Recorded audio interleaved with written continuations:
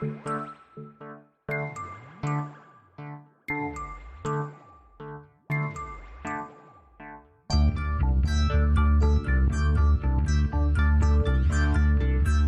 is Continuum Drag, a weekly podcast revisiting television, sci-fi, fantasy, and everything in between. This week, Come Back, Mrs. Noah, episodes 5 and 6. The fact remains we are stuck in this room for the foreseeable future. And she's the crumpet.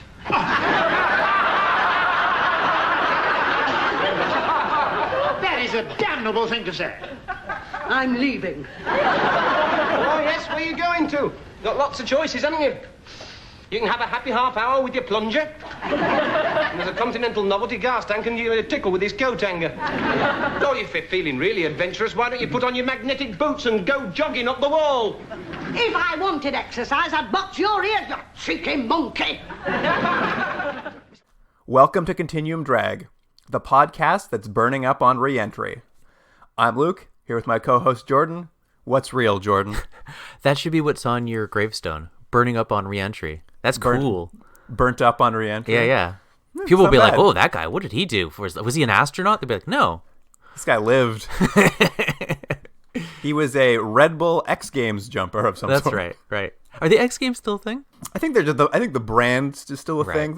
They may have the occasional, like, fly your biplane under the London Bridge or something. I assume after a generation goes by, what was cool is now no longer cool anymore.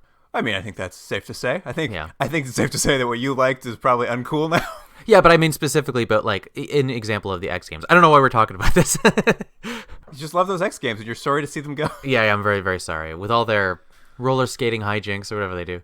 Well, and you don't drink coffee. You're a Red Bull man. Yeah. I've never had a Red Bull in my life. Never had a Red Bull in your life, eh? No. You're a different kind, though. You're a different set. That's true.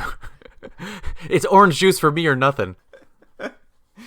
Everything that you liked was from a generation before that, so it was just like you weren't interested. I'm like, Ovaltine, that's for me. Have you had Ovaltine? I have had Ovaltine, yes.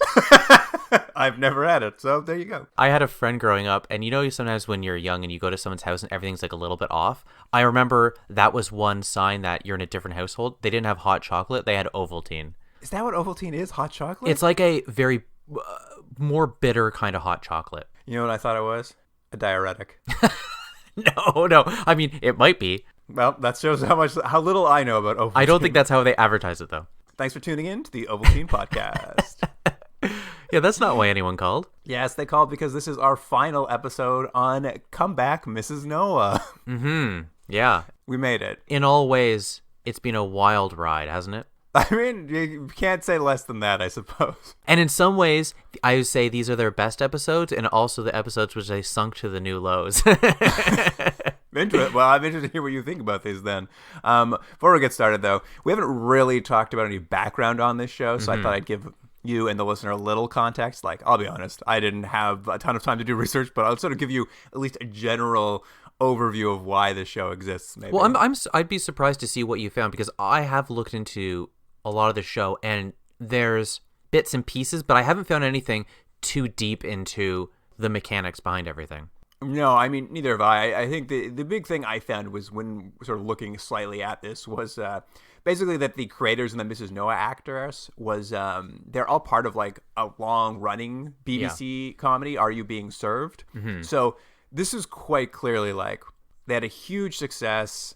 What's your next show? And I mean, the expectations for this must have been like ridiculously high. There's no way, like, if you were coming off of such a big success. So it's very funny. Like, it's just that thing where you like make a thing that doesn't work after you've made the thing that everyone loves. And this must have just been such a disappointment.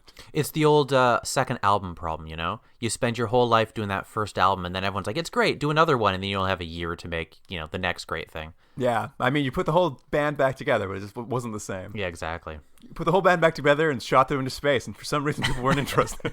And gave very little consideration or thought into what you were doing. I mean, I think they were like, we've got this. We know exactly what the future's going to be like. We're going to take care of it.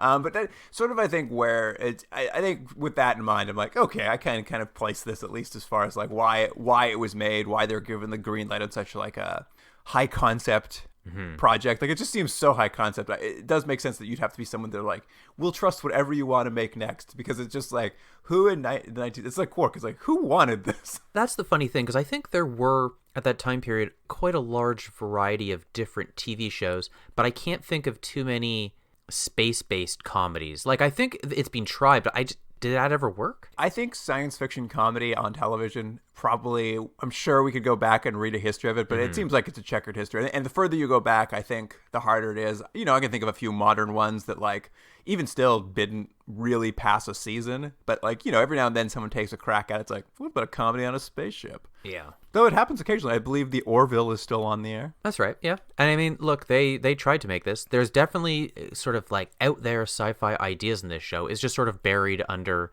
you know, racism. It's a little bit there, sprinkled here and there. Yeah, Give just some pepper flavor. throughout. Yeah. Some terrible, bitter flavor.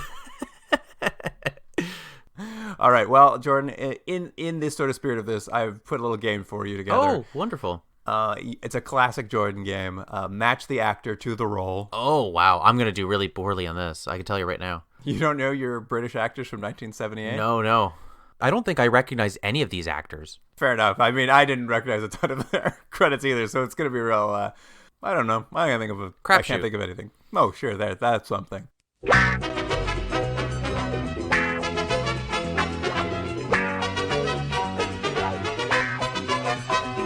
All right, I'm going to run down the 5 actors I'm going to go through. There's Molly Sugden, Mrs. Noah. Yep. Ian Lavender, Clive Cunliffe, the BBC reporter. Right. Donald Hewlett, Carstairs, the older mathematician. Right. Michael Knowles, Fenshaw, Yeah. the younger mathematician. Is Fanshawe? Oh no, Garstang. He's the guy who's constantly beaten up on, right? Yes, that's Joe Black, Garstang, the maintenance guy of a lower class than the And we'll rest. talk about this more later. But you mentioned in the previous podcast. I think he's the breakout star of the show. I 100% agree. All right, Jordan. So those are our 5 casts we're going to go through. I'm going to give you 5 shows, and you then can try to match. Do you want to go show by show, or do you want me to give you 5 and you try to match them? Give me all 5, and then I'll match them after. Great. This actor was in one episode of the New Avengers. The New Avengers. What year was the New Avengers? I believe that was also in the 70s. Okay, probably late 70s. Probably. I did not write that down. I wrote down the years of everything else, just not that. One of the actors was in Vampire's Kiss, the 1988 Nicolas Cage vehicle. Oh, I wonder if I've seen Vampire's Kiss. I think it's a comedy-ish. I haven't Okay. seen it. One of them was in Goldeneye, but not that Goldeneye. The 1989 film that was a biopic about Ian Fleming, in which Charles Dance of Game of Thrones played Ian Fleming. Oh, weird. I've never heard of that. Yeah, I was like, cool, Goldeneye. And then actually James Bond related, so there you go. Next up, one of the actors was in Cluedo, a 1990 game show in which celebrities played Clue. Yeah. I have a vague remembrance of Cluedo. And I'll give you a little hint here. This will help you hone in. They played the role of Professor Plum. Oh, okay. And then one of the actors was on 23 episodes of Coronation Street, Okay. which you have a familiarity with, I feel. No, my mom watches it sometimes, but I don't really know it. I assumed it was on in your house. It feels like that's the case. All right, so we got 5. I would say let's start with the what was it, Vampire's Kiss? Is that what the Nicolas Cage movie's called? That's the one. I'm gonna say that Donald Hewlett was in it, Okay. and let's go to Cluedo. I'm gonna say Cluedo had Michael Knowles, Okay. and what else did we have? You had The New Avengers, Goldeneye, and Coronation Street. Okay, I would say Ian Lavender was in Goldeneye. Okay. I think Molly Sugden did a little time in Coronation Street. Okay. And then who was the last person in the last show? You haven't said The New Avengers, I believe. Oh, okay. New Avengers and whoever's last. That's Garstang. Oh, Garstang. Breakout star Garstang. Yeah. Joe Black. Yeah. Meet Joe Black. He's That's it. Garstang. I'm gonna now before you give me the scores. My guess is 0 for 5. Yeah. You got over 5 points. You got 6 points on a 5. No. quiz. 0 for 5. 0. I got 0 to 5. I understand. You got 2 out of 5, my friend. Oh, hey, that's not bad. You saved it at the last moment. because Molly Sugden is in Coronation Street, and Joe Black was in one episode of The New Avengers. Wow. And so the other gentleman rotated those roles, huh? Ian Lavender was in Cluedo. Mm-hmm. Donald Hewitt was in Goldeneye, and Michael Knowles was in Vampire's Kiss. Vampire's Kiss. Something to look forward to when you watch it. You can watch for old Fanshawe. That's a good 10 years later, so he probably has some sort of fun mustache or something at that point. Here's my bet. I bet he's some sort of British vampire hunter. Yeah, probably. Probably dies in like the first scene. Shows up in New York to help Nicolas Cage with his vampire kiss. Well, is that the problem? He's having problems with specifically vampire kisses? Yeah, and this vampire hunter knows how to kiss a vampire. I see. I mean, stop selling it. I'm there already. All right. Here is the IMDb summary for episode 5, The Housing Problem. Mrs. Noah decides they should all settle down in the crew quarters, since it looks like they won't be rescued for some time. That was courtesy of BGP. I'm going to disagree with BGP there. I don't think it was Mrs. Noah that came up with the idea.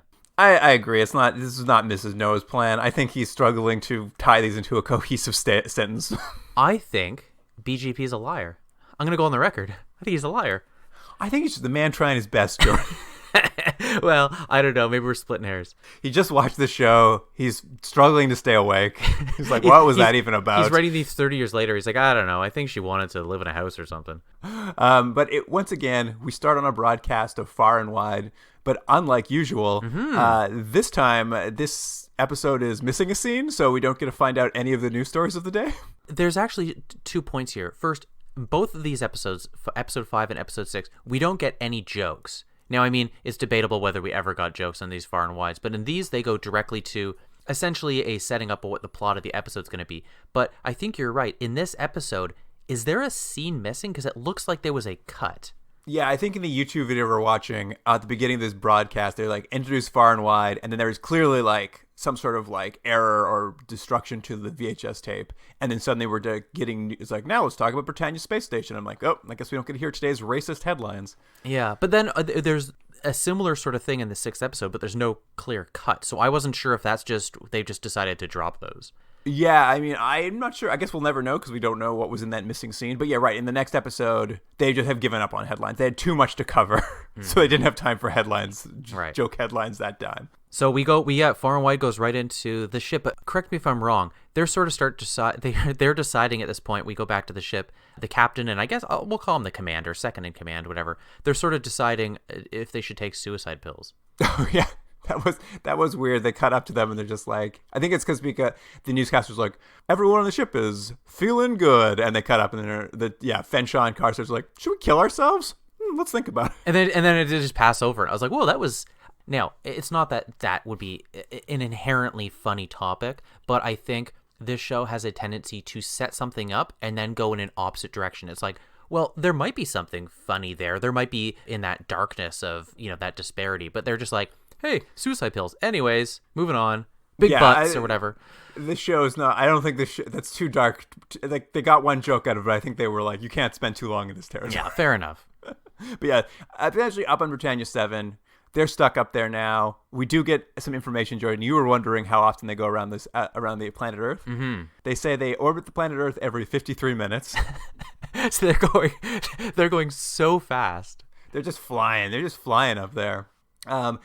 And in this episode, and probably in the next 2 episodes, maybe it's just he's always been this way and it just has worn me down. But like Clive Cunliffe, the BBC reporter, has just gotten like more obnoxious by the second. He is at his most obnoxious, I feel, in these 2 episodes. I agree. I think what it is that in the previous episodes, there was always at least 1 or 2 sort of off-color comments about that Mrs. Noah is old or she's overweight or some sort of, kind of gross allusion to her lack of a sex life. There's been always at least 1 or 2, but in these episodes, they're sort of like tripled. There's like 5 or 6 of the comments, and I think it's given the sense of an unnecessary meanness, if you will. I mean, it's just Clive's been stuck up there so long. He's so angry. He's just taking it out on Mrs. Noah. So he's got to be his character would be as obnoxious as possible. So the character, he's just playing the character. I think they just need to give him some lines, and it's just like that's what his character's become by episode 6, right? It's just. I will say it does lead to a scene that I don't think I've ever actually seen in a sitcom happen.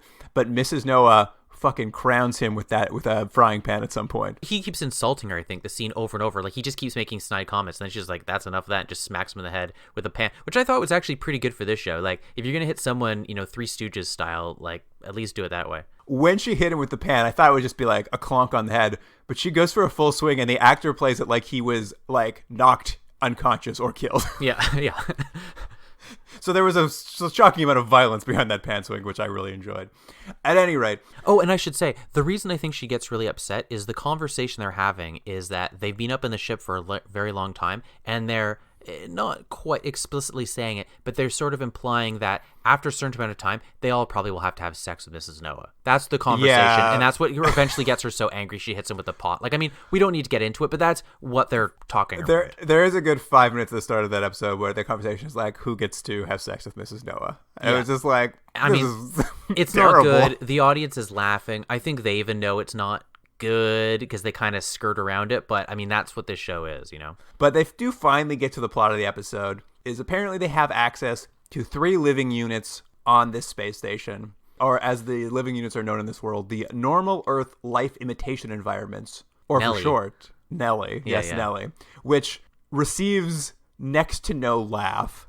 Like, after it was funny, wasn't it? Because they laugh at like, if you tied your shoes on this show, like, the audience would tear the seats apart. But this Nelly, it's like, I'll tell you one thing, and I don't know if you noticed it, but like, I felt like watching this episode, not that the laugh track was gone, the just audience wasn't reacting the way they'd been doing it for the last like 4 episodes. And it's because it's a bad episode maybe, but like, it seemed like even that like high intensity audience wasn't really feeling this episode. I don't know if I entirely agree with that. Maybe I'd have to go back and check. I still think they're pretty boisterous. I mean, they were still laughing. I just didn't feel like it was quite like, I didn't feel the aggressive oppression of that audience as I have in previous episodes. Well, so the point we're getting to is they have sort of realized that they're not going to get rescued anytime soon, and they have to find new living quarters. But I have a question for you. That's kind of the plot of this episode, is that they're going to have to find living quarters and sort of learn how to live on this ship, which does seem a little late, episode 5 already, to have gotten to this conversation. They've only been up there for 3 days. Yeah, regardless. I had a question, though. They originally, in episode 1, and this is so nitpicky, I apologize in advance, they had mentioned that they were going to have something like, I think it was like 50 or 75 people on this ship living full time. And now we've cut to a couple days later, and they've decided, well, we better make the best of it. And there's only 3 rooms available on the ship? That doesn't make any sense at all. Like, I know it's setting up supposed to be comedy, but like, what? I think they try to cover it up because they say 2 things that I think are trying to. One of them was Carstairs implies he's only been given permission to use the tiny section of the ship. And then he also implies they never finished building everything or something. Like, it's only partly constructed. Right, but you're right. I was also just like, the ship is huge. You guys do not have to be on top of each other. Even if these places aren't finished, just go sleep in a hallway somewhere. That's what I mean. Like, even if there's a room that's like not furnished, I'm sure you could make a room as opposed to setting up the hilarious comedy that we get to see. Yeah, but the point is, there's 3 rooms available, the most luxurious of which will go to Carstairs and Fanshawe as the most senior people aboard this mission. Mm-hmm. So they'll bunk together. The second class sort of cabin will be shared by Mrs. Noah and Clive, because everybody knows that's the funniest couple to put together, so they got to go together. And then poor, what's his name? Garstang. Garstang is going to get like, essentially like a janitorial closet. Yeah, he's getting a utility room to sleep in because he's of a lower class than the rest, so he gets less. And I mentioned it off the beginning of this episode, and you had previously said how he had kind of become the standout star, and it's absolutely true. Like, I think there's something about his sadness and the performance the guy is doing about multiple sort of wounds this guy is getting over the course of these episodes that you can't not support him and want to be on his side, because he's just such a sad individual and they're mean to him for no reason. Yeah, everybody's so mean to him all the time, and he just like, he gets hurt, but he always bounces back, and you're just like, you can do it, Garstang. Yeah, he's not oblivious to it, but he's just like, oh, that's another blow to my ego. Anyway. I'm used to it. Yeah. So we get to see some of their new flats they move into. They're very, like, drab 70s decor. Like, when they walked in there, I was like, oh, this is... Yeah, there's, like, long, like, flower curtains and stuff, and everything's kind of beige and yellow and... And like, there's we get to see a few futuristic ideas in there. Like the window in Mrs. Noah's flat it's basically a slide projector that you can like switch through a bunch of different. So you could, instead of a window, you could look at various different like places around the world by moving the slide. It's just a setup to be a racist joke. It's all there to make some racist jokes. Great. They have an imitation gas fireplace, which is just like another screen that plays a film reel of a gas fireplace, and the joke there is just like, oh, it went out. Oh, you got to feed the meter a coin to keep it going. Which I actually thought there's some joke there. I mean, if you look into the future, like people during Christmas time just have their TV on with a digital fire playing. There's the fireplace channel, so it's like there's an idea there. But again, they set things up for an easy bunt, where it's like, hey, there's a digital screen. It can show you all these different scenarios. You're like, oh, maybe this could be a plot point or something interesting. They're like, no, there's a lot of Arabic people in England now. Wah, wah. And like, here's a digital thing. Here's a digital fireplace. You need to pay for it. It's like, is that funny? They don't even want to lean into their own setups for the jokes that they have, I mean, they're to deliver a single punchline and to move past them. Yeah. Next comes out, they have a robotic butler that comes with a flat, and he's a dude in a suit who just kind of makes robotic movements and has a like very distorted voice. I had trouble understanding what he was saying. Yeah, I didn't understand it. His name's George, by the way. And then, of course, if Clive is going to be staying with Mrs. Noah, where is he going to sleep? Leading to the climax of this entire scene when he pushes a button on the remote control that controls the room, and a Murphy bed comes out of the wall and crushes him under the Murphy bed, and everyone starts going crazy. The robot butler comes out, he's dancing around, he pokes Mrs. Noah's butt, the audience is laughing it up, they can't believe it. Yeah, we should have kept count. How many times has poor Mrs. Noah been poked in the butt? At least 3 or 4. Oh, it's got to be more than that. I mean, the last 2 episodes when we really noticed it was a trend, I think they did like 4 an episode. It's just like, there's someone in there who's like, guys, there's nothing funnier than someone getting poked in the butt. I mean, now that we know it's there, it is really something I'm noticing a lot of. Yeah. Anyway, to help them stimulate sort of a normal life up here in space, Carstairs and Fanshawe decide to invite Mrs. Noah and Clive over for tea at their flat to kind of, make things feel a little normal. And this mostly just leads to a bunch of scenes with the 2 mathematicians having like, the joke is they're having very domestic squabbles about which flowers should come up in the automatic flower pot, and you've put a rag over top of our cucumber sandwiches before our guests get here. It's all of it's played for like real couples comedy, like real domestic kind of stuff, and it's so flat. It just doesn't work in any way, shape, or form. If I'm being nice to the show, I think the joke is supposed to be a sort of odd couple type thing. Absolutely. But it's not. It doesn't work at all. It's not like one's really tidy and one's really messy. How do they live together? It's so forced that it doesn't even really make sense why they put these 2 characters together. Like, there's no semblance of comedy by having these characters stuck in this room. Well, I think this is where, and I could be wrong, but this is where I felt like I wasn't hearing the audiences explode, so it was actually tougher for me to pick out which were jokes sometimes, just because like I didn't feel like the audience was even properly reacting. Like the way I expect them to react at every punchline wasn't there, so I was just like, that whole sequence felt so flat to me. To be fair, like an actual joke is at one point they're like, oh, we should get some flowers, and the guy goes, all right, and he presses a button and flowers pop up, and the guy's like, daffodils? I thought that'd be petunias. That's the joke. There's no underlying song. It's just, hey, wouldn't it be funny if a different type of flower than the guy wanted appeared? That's the jokes. I believe he sings a song something like, I'm a lonely coronation in an onion patch, and then he just stands there, and I'm like, okay.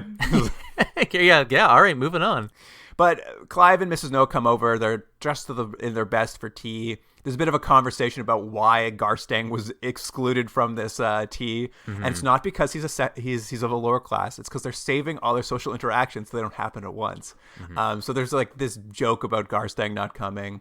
There's a lot of sort of looking around and seeing how they have a more luxurious flat. Can you believe it? And at one point, their butler comes out and they're like, oh, you have a robot butler too. But he's like, not only do we have a robot butler, we also have a scantily clad robot maid who immediately comes out as well. You knew there was going to be some sort of joke here, some sort of sexualized joke, because what she looked like and how she's dressed. You just weren't sure what area they were going to go in. Now, I'm not saying it's a good joke, but it's not as bad as it could have been. It's bad, but I think it could have been worse. It worked for you on some level.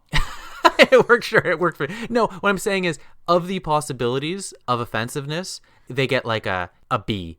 I'm just gonna give the woman who played the robot maid just some props because she was painted entirely pink. Yeah, she was, right? And with like glittery pink wig on. I was just like, that must have taken forever.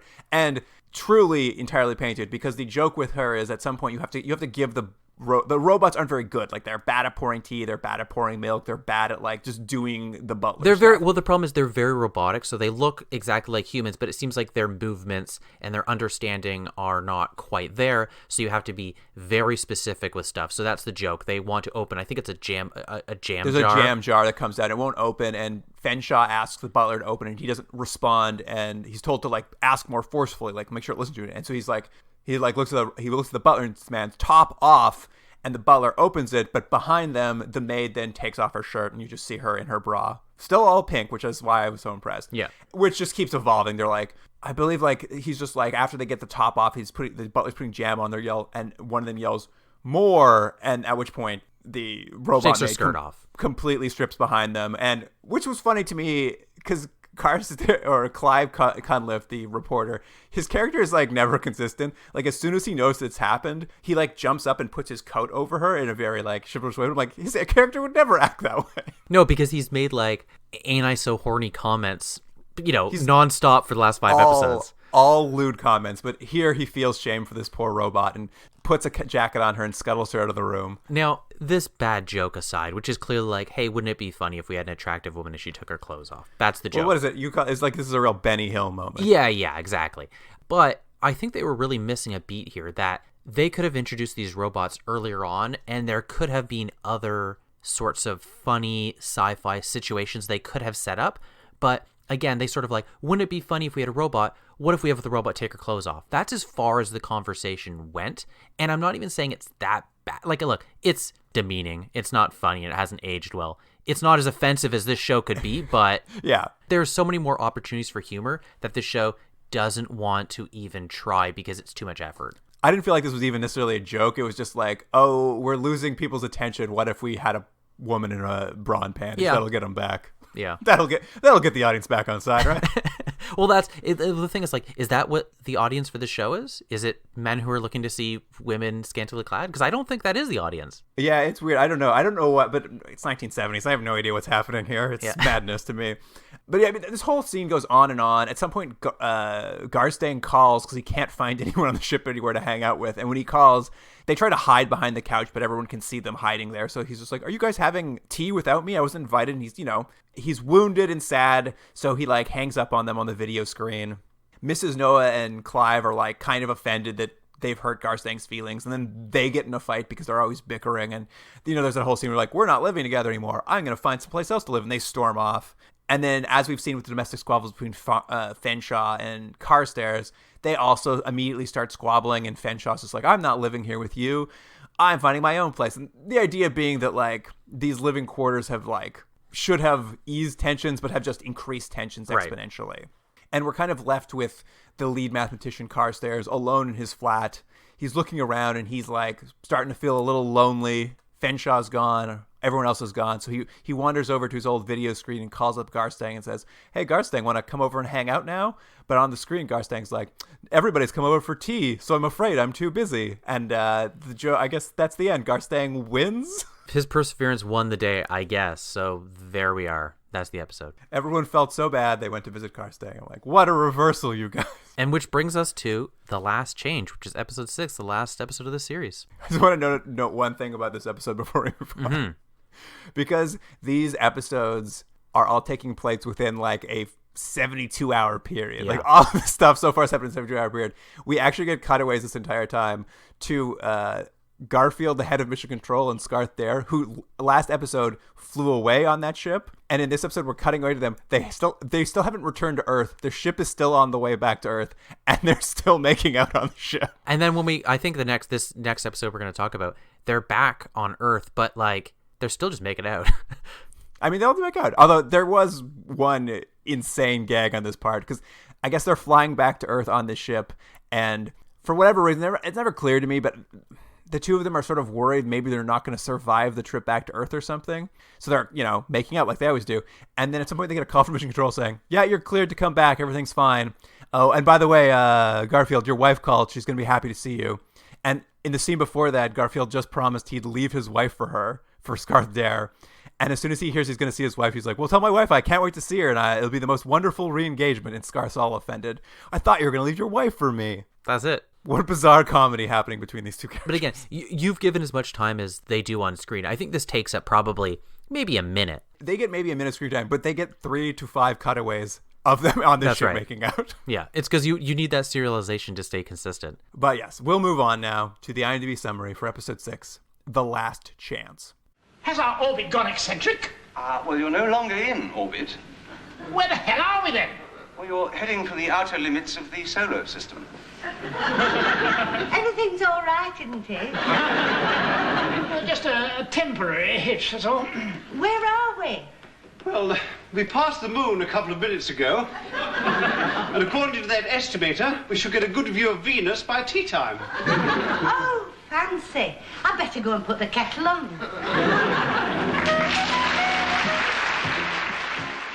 Ground Control comes up with a plan to bring the Britannia 7 closer to Earth, slow the space station, and individually eject its passengers. And that was courtesy of BGP. A final one by BGP. And again, we start with Far and Wide. They, again, don't really give any jokes, which might just be the new format that we're getting. Right, and they're going right into the episode. Right into the episode. I think they've been up there a week now, right? Yeah, this is the first time jump we've had. It's now been a week since they've been up in space. Oh, and the first joke we're going to get in this episode is a sort of prop. We've mentioned it before. Some of the gags are just the prop department doing the work. And this is Mrs. Noah comes out, kind of complains about not being able to make pancakes properly. I think is the new fancy futuristic pan. It looks more like a pot. Like, I don't know why she'd be using this as a pan, but it's big and heavy. She can't flip it. What's his face? Cunliffe makes some nasty comments to her again about how she's dumb and her batter's too thick. That goes on for a minute. And then it all culminates in the pan she's using has an automatic flipper, and the audience really appreciates it. I mean, as far as gags go, it's very dumb, but it is at least something. But yeah, the pancake on her giant pan, her giant nonstick pan, is an auto flipper. So pancake has a little string on it that we can't see, like fishing wire, and someone just lifts the pancake up and then like causes it to flip over by itself very slowly. Yeah. I think this show has more breakfast-related jokes or attempts at them than any show we've ever seen. Very high on its breakfast content, for sure. I mean, that's it. And there's some jokes. For some reason, Mrs. Noah has become the cook on the ship for some reason. That's the role she's taken on. And there's some jokes about how her food is so bad when they eject it into space, it gets destroyed by the Russian death rays because they're too dangerous in space or something. I don't know.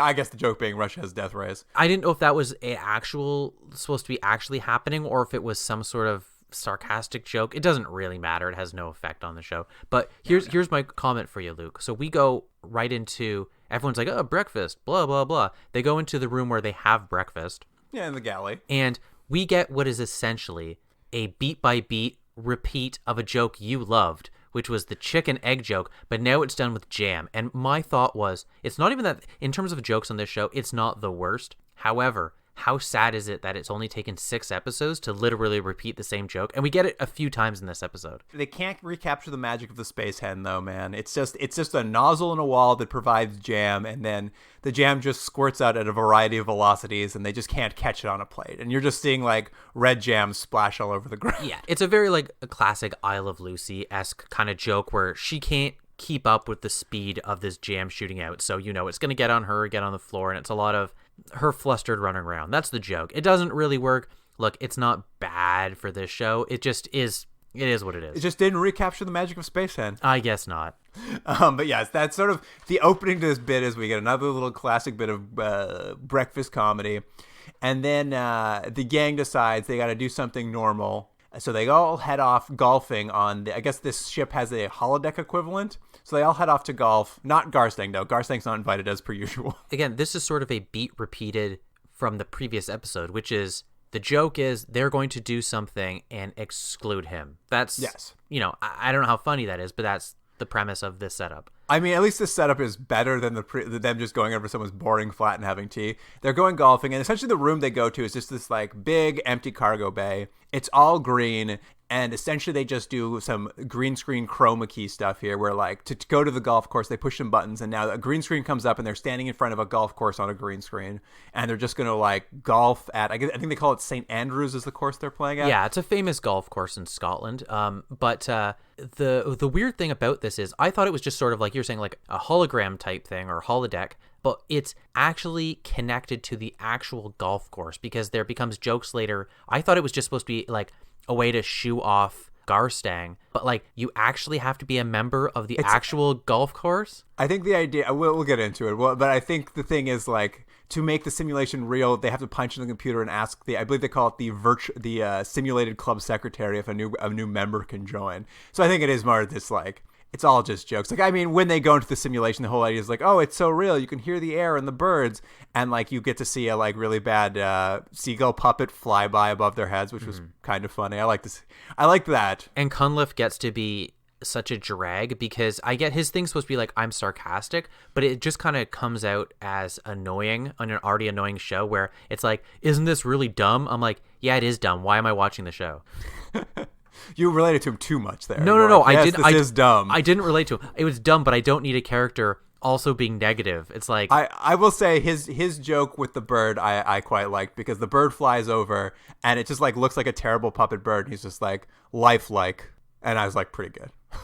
But just there's another kind of joke that when they're talking about how realistic it is, they mention that they can smell curry. Oh, I missed that one. Yeah, they're like, oh, what's that smell? And they're like, it's curry, because the joke being there's Indian people around now in England. I missed that. Though they never miss a chance. Nope, They never miss a chance.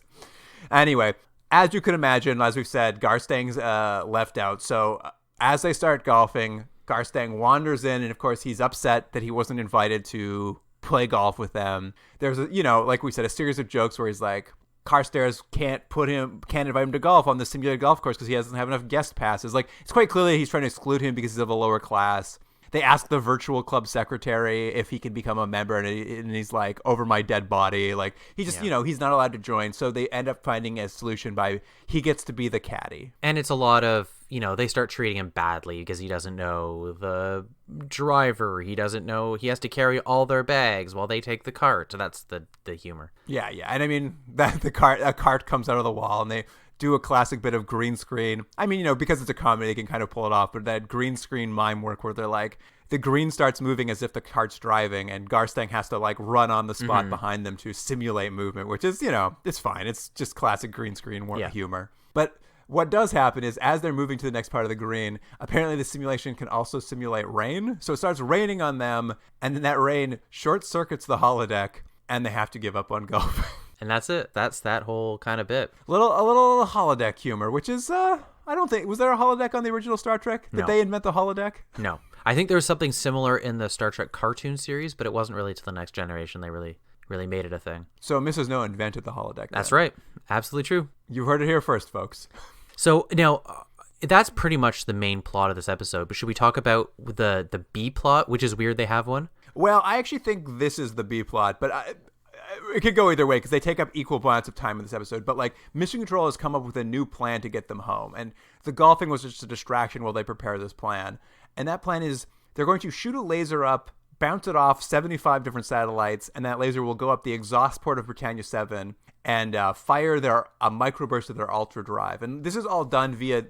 It's funny, you mentioned this earlier. This is done via the exact same joke we had the previous time they had breakfast, where essentially it's just a really complicated diorama, and people are like having to look at a bunch of different things. It's kind of when like the breakfast food rotated around each other that time. Like, it's the same basic joke. It's like, look how complicated this diorama is to explain this like simple premise of like, we need to like get laser from here to here. They're going to do something that's going to propel the ship back to Earth. That's basically what it all comes down to. Yeah, so they do this complicated gag, which is a repeat. But yeah, the ultra drive is going to push the ship back into the atmosphere. They'll all be able to dive out of the ship and land back on Earth, and this is sort of how the rescue attempt's going to go. And this sort of leads to a gag where the costume department has come up with what they call heligliders, which is the personal ejection suits they'll use, which are just like full silver jumpsuits with a giant like paragliding wings on top and a little propeller backpack on the back to like propel you down. And kind of a pointy helmet. and kind of a pointy helmet. And originally we see it kind of, they've made a little G.I. Joe doll that has an example of what this looks like. And I thought that's all we'd see of this outfit because it looks too complicated to create. But then we cut to a training sequence and they've built a life-size one, which Mrs. Noah is now wearing. She looks like a Rocketeer. It's crazy. Yeah, and this poor woman is so game for the humiliation this show loves putting onto her. But they have her on a trampoline wearing this silver costume with wings and a propeller kind of on her back so that they can test. I don't know why they'd have her to test it because of comedy, I guess. But the idea is that when the ship starts coming back into Earth, they're all going to eject from the ship and then kind of float down using this suit, which sort of also operates as like a glider / parachute type thing. So they're going to test it, and they're now going to test it with like a wind machine. That's the comedy that you're going to get now. Yeah. Her training involves jumping on a trampoline, being held up by ropes to simulate zero gravity, and then they turn on a big fan and like blow fake snow into her face. So constant comedy on. Yeah, and she can kind of float a little bit like we've seen again before in the show, and it's like, well, let's put her in an embarrassing situation. That's the joke. That's the joke. That's how it works. And once the training concludes, they get ready. They're all dressed up in these suits, getting ready to jump. Garfield is down in Mishkan. They do a lot of jokes about how the place Mission Control is called Mishkan for some reason. Yeah, yeah. I didn't get it, but there it is. Just so funny, shortened words, man. Hilarious.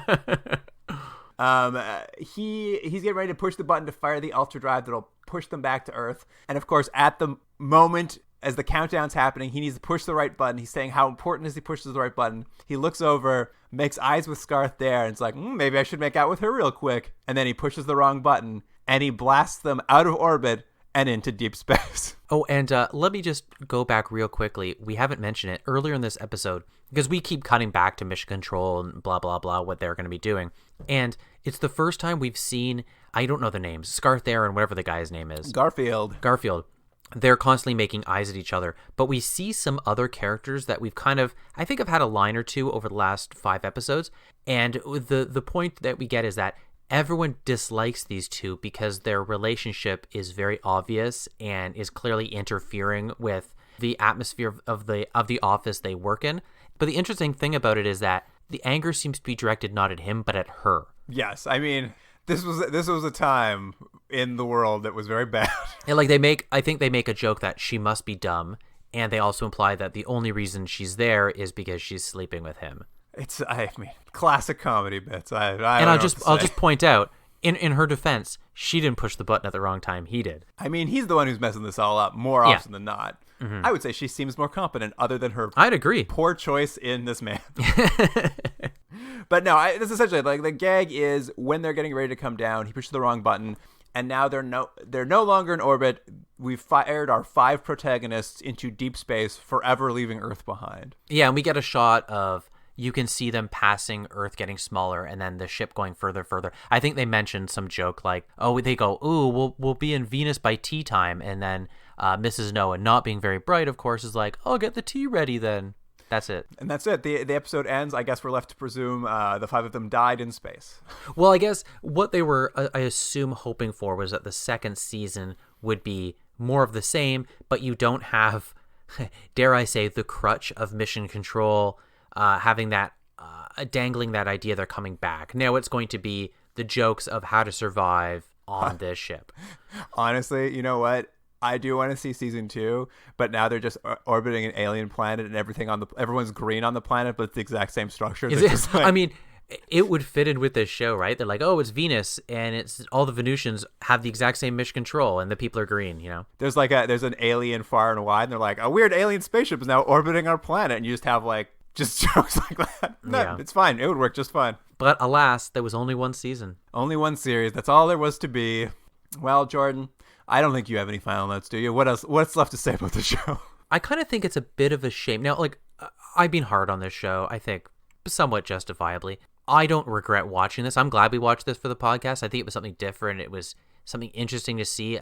Not only a view into a certain time period of TV, but a certain style of TV that was being attempted to be made. I do think, though, that it fails even as a show that would be just something dumb you put on in the background. It just, I don't know. It just like the most minor jokes don't even really work. I'm sure it's not the case, but it feels like everyone except for the actors who are mugging as hard as they can to sell jokes that aren't very good, it just feels like no one worked very hard at this. And I know that's not the case, but that's the feeling I get watching it, is just like, whatever, who cares? Let's just make this show because we have to. I don't know, yeah. I mean, and there's no way that's what it was, because clearly these people didn't have to make the show. They were already very successful.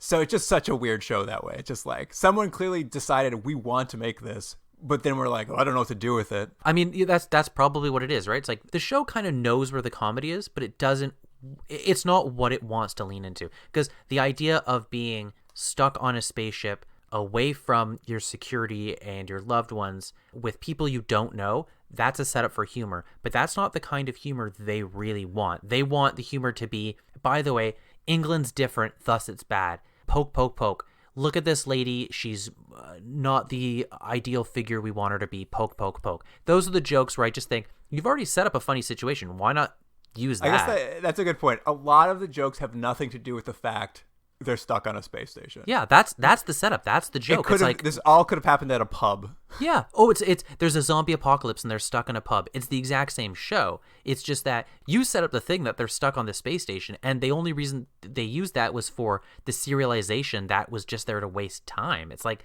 I didn't decide to have them stuck up there. Why not make that the humor? It is one weird thing with the show that I'm not going to give them credit for, but it's just like one of the things that I just like was most blown away by. It's like how serialized it was, how this was happening in 72 hours. It's crazy. It didn't have to be. It didn't hurt the show to have that, but it was an odd choice. I mean, you'd almost think they'd do it for some sort of sense of momentum or like propulsion of the show, but that's not really what it's for. It's just they decided we want to know every moment of these people, them going to bed and then waking up and having breakfast and then going to bed. Like that's what they wanted. I mean, it's a bold choice. I couldn't tell you why they made it, but a bold choice nonetheless. Anyways, I mean, it's a show where they expect the audience to do the legwork of the humor, and it is what it is, but an interesting snapshot of a type of show that you don't see anymore. Maybe a precursor to some of these kind of gaudy kind of shows like 2.5 Men or something. I think it's perhaps a bit of a precursor to that sort of show, if not a direct line can be drawn.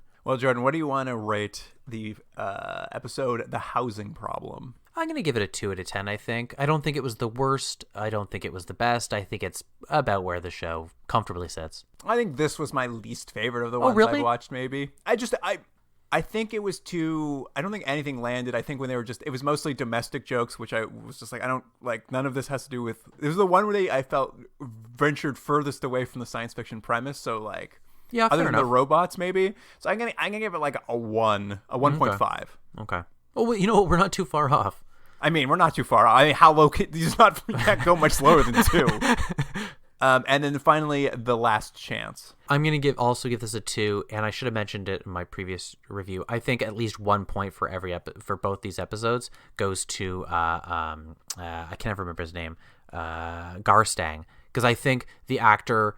Either it's just the development of watching him for 6 episodes, or it's actually him kind of selling a little more. But I think he elevated what is a very thankless role to something that is moderately amusing. Well, he's the only likable character. He's the only one you could feasibly feel any like kindness to.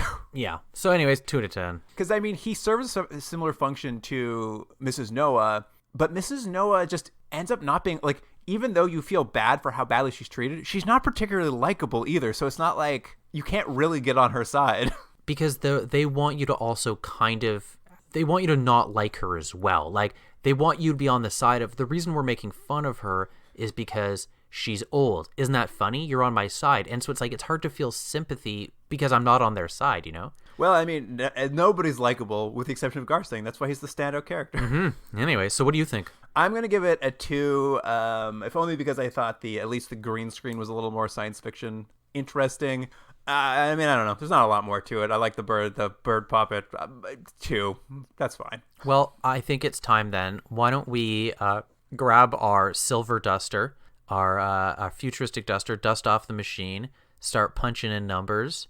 I'll reach around you to push the numbers in.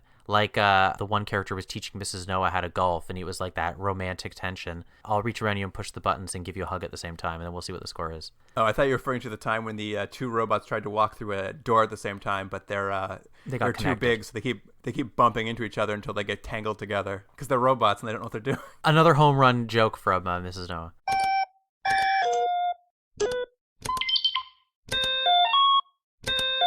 All right, Jordan. Here's the series average for Come Home, Mrs. Noah. 2.44. Now, I think this might be our lowest rated show, right? No. What's our lowest rated show? I'd have to go back, but Dune must have been low. Oh, I bet it's not. It's a good question what our lowest rated show is. I'm not sure. I don't think this is our lowest. I feel like we've had a lower rated show. I think we've done worse TV movies, but I don't think we've had a lower rated show. But you know what? We can check and you can throw it on Twitter later. I'm not going to. Attaboy. But that's it. I think it's supposed to say not recommending this to anyone. No. Don't bother. It's not worth it. There's nothing there for you. I mean, if you're really curious, check out one episode. That will tell you exactly what this show is. I mean, I wouldn't recommend to anyone who wants to have an entertaining time. No, absolutely not. Absolutely not. But that, at least for us, is a wrap on Come Back, Mrs. Noah. Mm-hmm. So if you have to email us any final thoughts on Come Back, Mrs. Noah, you can get us at continuumdrag@gmail.com, and on Instagram and Twitter at continuumdrag's the handle there. We'll have some final clips from Come Back, Mrs. Noah. Hopefully that bird flapping over, self-flipping pancakes. Butt poking. We got it all. Yeah. But that wraps it up. So, listener, thank you for joining us to this final Mrs. Noah episode. And Jordan, I'll see you next week. See you then. Continuum Drag is recorded in Toronto, Ontario. Theme music by James Rex Seidler. Produced by Jordan Dullock and Luke Black. Special thanks to Aaron Hughes.